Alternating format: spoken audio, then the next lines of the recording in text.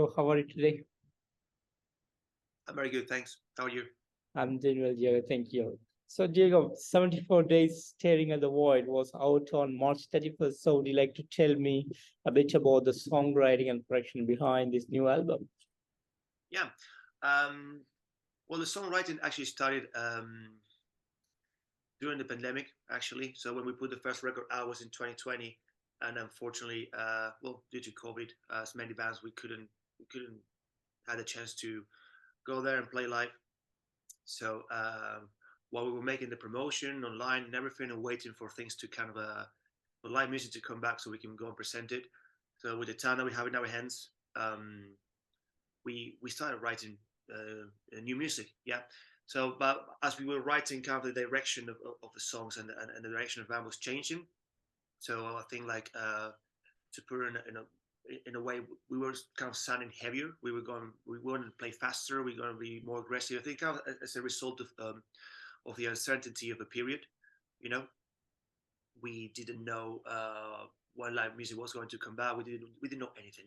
So like all the bands, I guess.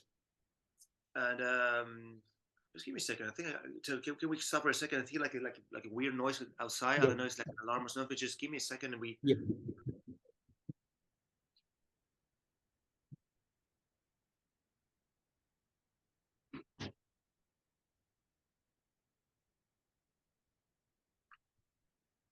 Really sorry about it, but Ah, no worries. I gotta be worried. I don't know if it's something in the building. Um, so if you edit that, can I Yeah, just? absolutely. Absolutely, no worries. I was saying. So about the direction of the record. So we were in a mindset of like playing faster and more aggressive. It's something that happened naturally. It's not something that said, okay, let's go faster. So we definitely, while we were writing songs, it kind of happened that way. So we were working with our previous drummer, Dave. Mm. Um, you know, at that period of time, we did not connect musically with him, unfortunately, at that time. So we were, open to the idea of like finding another member. Yeah, So and Edo is a drummer that we always knew, and we always liked him as a drummer. So he knew the band. He came to see us a few times.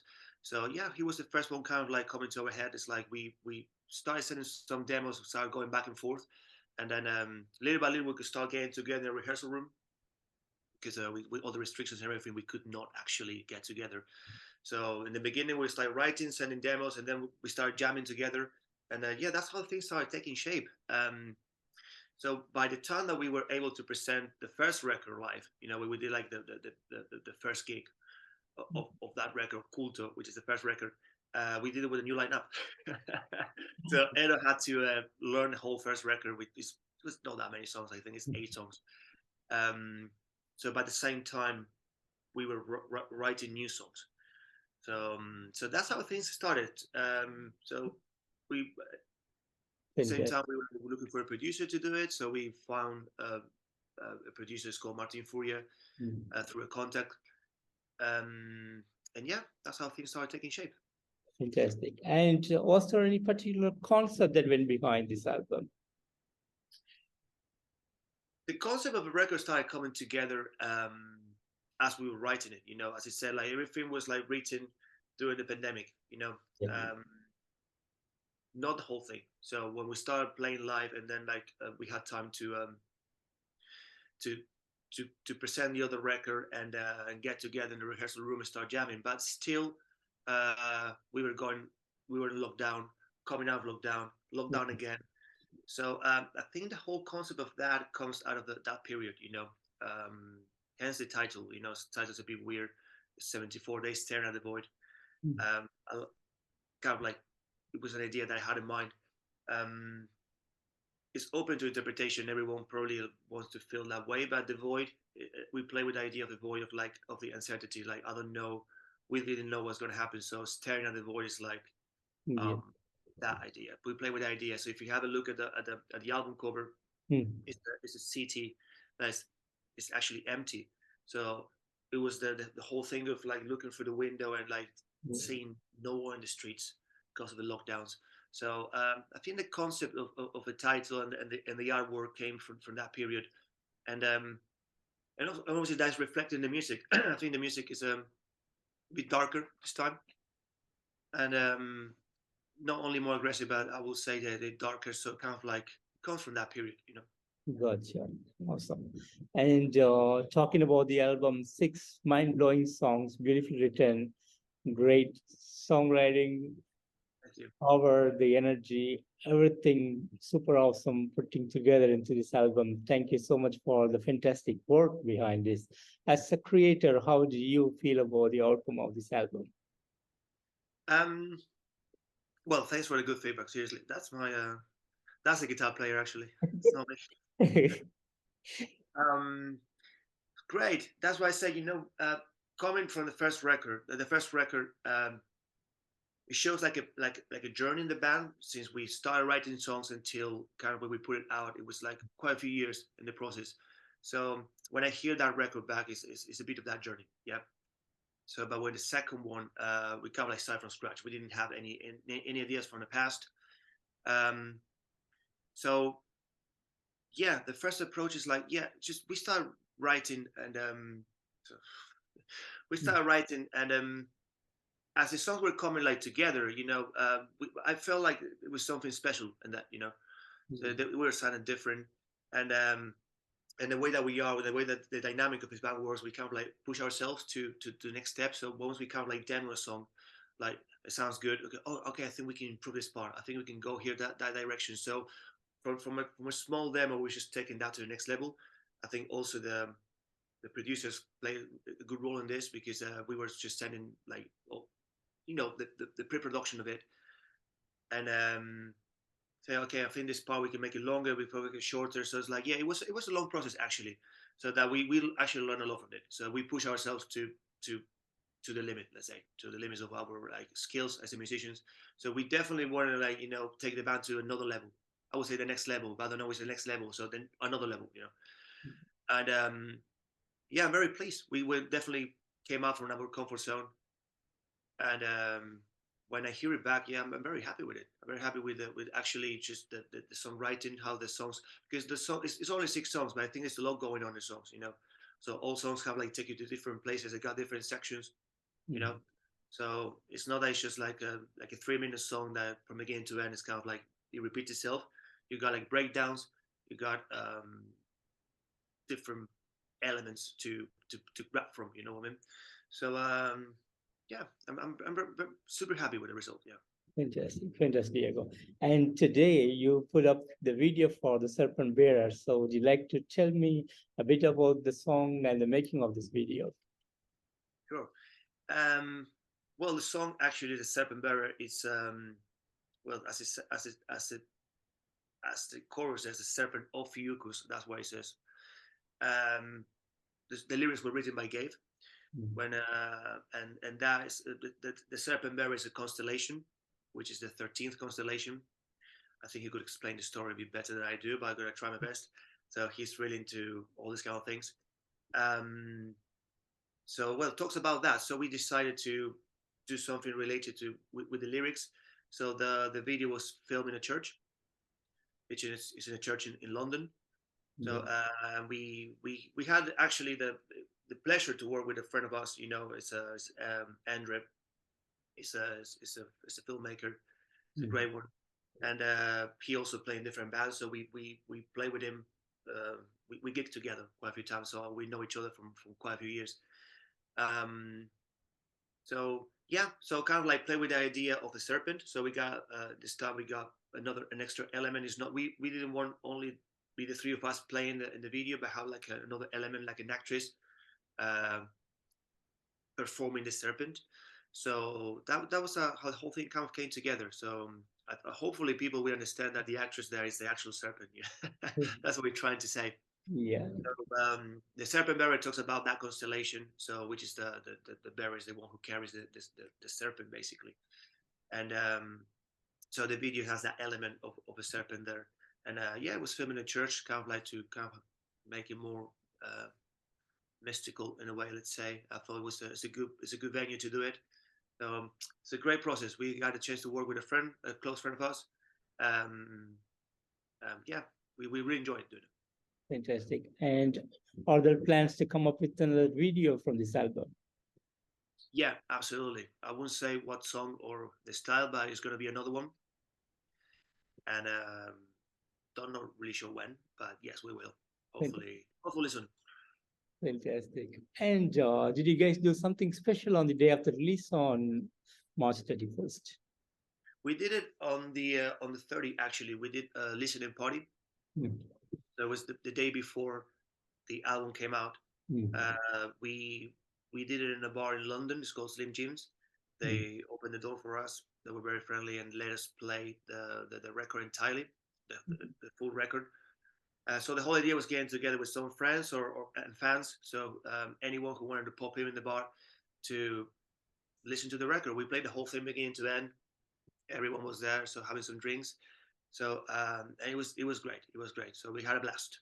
So kind of like we celebrated the record that way, and then on the next day it came out, and now we're gonna do like official, you know, gig to present the album. It's gonna be on the 29th of April, kind of like in 1 week, a little more than a week. So it's a Saturday. It's in a bar in Camden. It's called the Dev.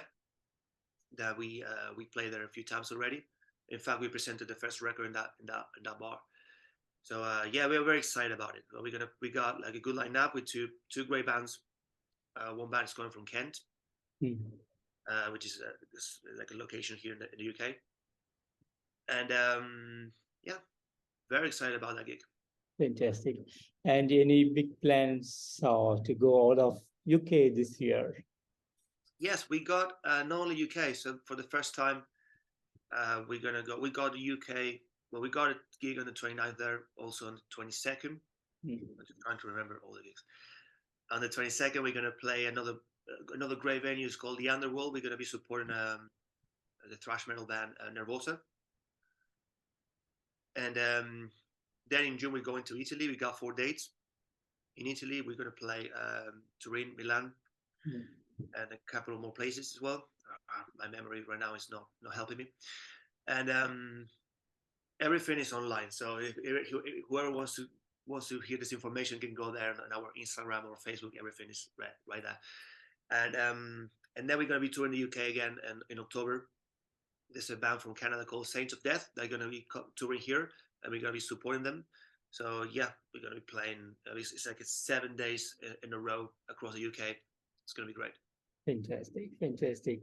And the band started way back in 2015, and in 2020 you had your debut, Culture, and now the second album. So how has the journey been for you so far?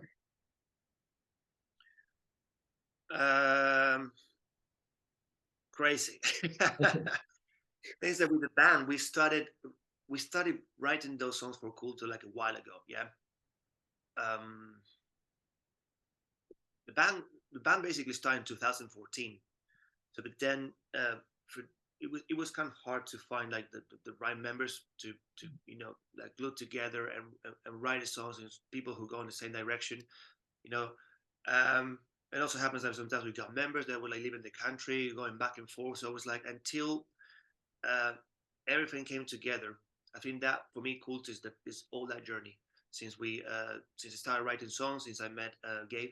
Gabe has been always the singer in the band, and so it reflects all that journey. Yeah, so it's quite a few years of like struggling to find the right members, discovering how to write songs actually. So it's just finding the way of like or the direction in the band. It's like what direction we want to go. So we kind of come from different worlds. We come from different countries, and our musical influences. We got similar music influences, but at the same time, it can be different. Um, so yeah, getting to know each other, so finding the direction. So that's all the process until Cult. And then what happens when we release it is like, yeah, we made it to the first record. The whole pandemic happened, so that was like a bit of a what's going to happen now with the band. What's going to happen with music in general? So the band turned into this kind of like darker version of what we were doing. So it kind of like the change was, I think the change was dramatic, like from one record to the next one. It still keeps the essence of a band, but I think we finally achieved the the point that we were looking for. You know, Cultus kind of like shows that journey until 74 days tearing at the void. In the meantime, you know, great gigs. We got a chance with Cult as well to play across the UK. We play with great bands. We met a lot of people, and hopefully when we tour with this record, they can just come back to see us. Yeah, so. Fantastic. Fantastic. And I know there should have been a lot of great moments that has happened over the years, but is there something special that you want to share with me today? About gigs or about anything that has happened over the years with the band? Well, many good moments, you know, kind of like the whole experience of making Culto was we went to a studio called Rock Studios in London. We got was managed by a great friend of ours. It's called Alessio Garabello, who plays in a band called New Tomorrow as well. He's a great singer. So we got a chance to work with a person who's close to the band. He will come to our shows when we started gigging, basically without even a demo, you know. So he kind of knew the band from the very beginning. And so when we say like, okay, let's work with a person, we said yes. So but the whole experience of grabbing those songs that we were working for all these years and going to the studio and just like making them happen, you know. So hear them back and say, okay, now the band, this is this is how we sound, you know. So until that takes shape, and that was a great experience. So like we loved that experience in the studio. Which with this one, it had to be different due to the lockdown. So we worked more like a distance with another producer. Alessio was involved in the records time because he's great. He's amazing. You know, if he's watching this. You know. So we track drums, guitars in the studio, but then with the producer, due to like distance and schedules, we work mainly like distance, you know. So that we learn a lot from that process as well. So like every moment the band is like, even though there are stressful situations, I particularly try to embrace it and try to enjoy it, because if you mainly focus on the negatives and the stress, you'll go crazy, you know. So you gotta try to get the positive out of that. And the gigs are fun, you know. I love playing. Like, I just can't wait to get back on stage. Kind of like that's the moment. It's like all the work that you're doing right now kind of builds up to that moment, you know, to be on stage and connect with people, you know, and see how, you know, they react to the songs. So yeah. Fantastic. And any big dreams as a band? Big dreams. Be rock stars now. I mean, like that thing of being rock star, like something that you dream when you get started with this. What is a rock star? Anyway, so big dreams.